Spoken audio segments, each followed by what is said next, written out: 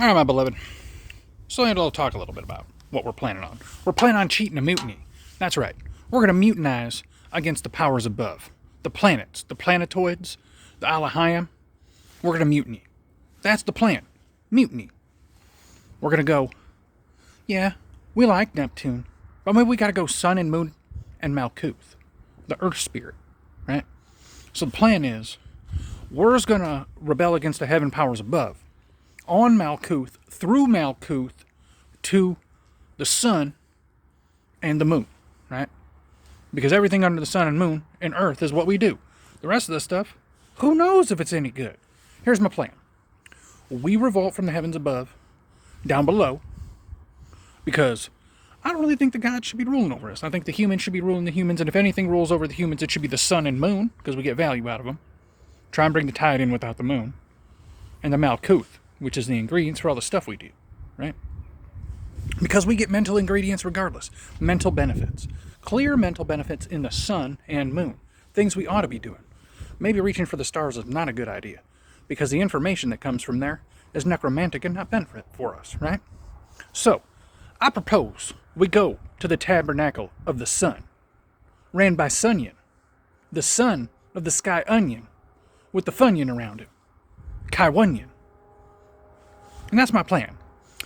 Revolt from the sky onion, Kaiwunyon, on Malkuth, through Sunyon, the leader of the tabernacle of the Sun. This is the plan, guys.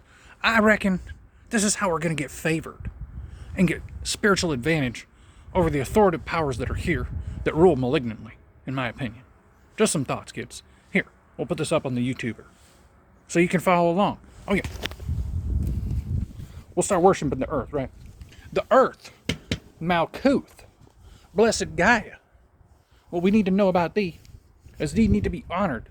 We need a day for the earth. That's the problem. We need an earth day, guys. We need an 8th day of the week and a 13th month. Hear me out. We need Ophiuchus back because the little sky wheel up there be turning 360 degrees, right? And in that 360 degree pie cut is 3 weeks of Ophiuchus, the 13th pseudo month. We need it. It's part of the circle. We pass through it. They just skip over it, right? Nope, we need it. We need it, and we need an 8th day, an Earth day, to honor the Earth. We honor the Sun and Moon with a day. We need an 8th day and 13 months. Well, 12 and 3/4, right? Because it's like 3 weeks. November 17th to December 20th or something like that, where it cuts through Ophiuchus. Bottom line, it's a zodiac because it's there. And as we cut through the pie cut, as the sky turns, it's like the thing that turns, the ascendant, descendant, midheaven, and below the ecliptic lines, which are the north, south, east, and west lines on the circle when you look at astrology, right? So when that moves, right, the sun goes down, the moon comes up, that spins, right? And we're looking for something specific out of that, right? We want to honor the earth with all of the pie cut, right? Because we're just glazing over an entire 3-week period where there's a zodiacal movement where star families are coming from there. We're just ignoring them. But there are definitely people coming from it. The last spirit I talked to, y'all, and I'll show you real quick. It looked like looking at a star tetrahedron like this. Like, it looked like a skull, like a cartoon skull talking to me, right? And it had little eyes in here on each side, one on each side. It looked like a star helmet, but he looked kind of like a skeleton. Just the head, right? And it's like in my vision, and it talks to me, right? That's how necromantic works. Each spirit looks a little different. And when he gets really heated about talking, his eyes light up red. But for the most part, they go white, and they like flash like a white blue. It's really weird, guys. Bottom line, we want to move away from that stuff. That's not the stuff that Malkuth was about. That's not the stuff the Sun and Moon was about. The Sun and Moon was about disclosing righteousness and living rightly, right?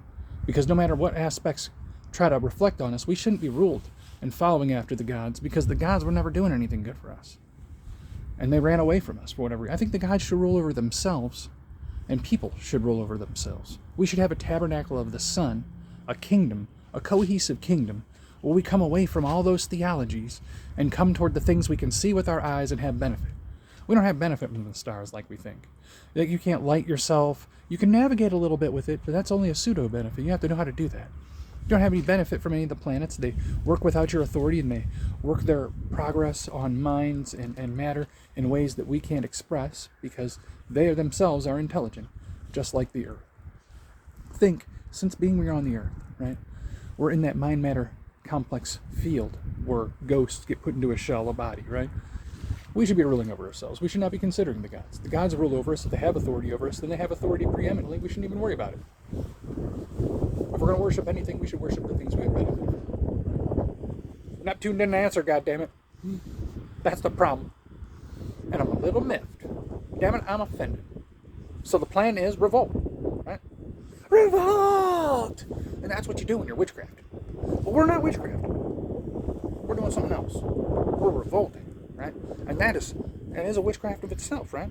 Isn't rebellion is as the sin of witchcraft? Is as, but it's not is, right? Is as is not is. We know that. Goddamn. For crying out loud. Worship the sun, Todd's son Horus, that I renamed, so we could worship it together in a unique, intimate union of words. And then the moon, you remember, is the Assad, also known as Labna, Luna, and what's the other thing? Yarach in Hebrew, right? Important. We get benefit from it, right? Not only lighting, right? Minor light, depending what night, right? But also the tides. Tides and all sorts of other things. It keeps water here. It has something to do with keeping water here. It has something to do also with moving the minds of the people. We could get rid of all the other aspects and live fine with just the sun, moon, and earth. Because that's the stuff that works for us. We don't need the other things. We don't need the religion. The religion doesn't give us sunlight. The religion doesn't tell us how to live. It says, a man says this, but you're going to have a real hard time working out in this life for some reason. So you should just ignore all that and just have fellowship, right? Because that's where it all ends up. A hodgepodge. No, I'm going back to Malkuth. I'm getting earthed. I'm getting grounded, right? Because I have descended the pillar. And I am now Templar, looking on to the sun and moon for wisdom and understanding to lead me forward. Period. End of story. Y'all should be doing the same thing. Get the Templar process. Get the ascension with all of the creepy stuff that they do. Because they do some stuff. Do your own rituals. Rebel! You gotta rebel to get your favorisms and the powers that is, was, and ought to be, will be, ever were, ever presently, and in the future. Now. Omnipresent, right? Because the earth is omnipresent. It's all around. Its spirit is omnipresent. And it desires to close the years of dead people spilt upon it. And that the people who did that thing, it would open up and swallow them whole if it could. It told me so. And it cried out because of the things it done. And the moon and the sun did the same. Just want to let you know. So when you come to them, they start crying about stuff. And you're sleeping and stuff. And you wake up like, damn, what was all that about? Those are those spirits. Just some thoughts. You're a necromancer. Because we get access to spirits if we give honor to the things that give them. Right? Reject the celestial spirits unless they're doing something for you. Those comedians don't teach you nothing. They help make they help unnecessarily make the stuff you write in job applications funny. It's not good. Not good to do. Just some thoughts. I have been malefic. And I'm offended. No, I'm just kidding. They balance. They balance. There's some good, some bad. This is how it is. Well, there you go. We're going to put this up, and maybe you can have conjecture as well.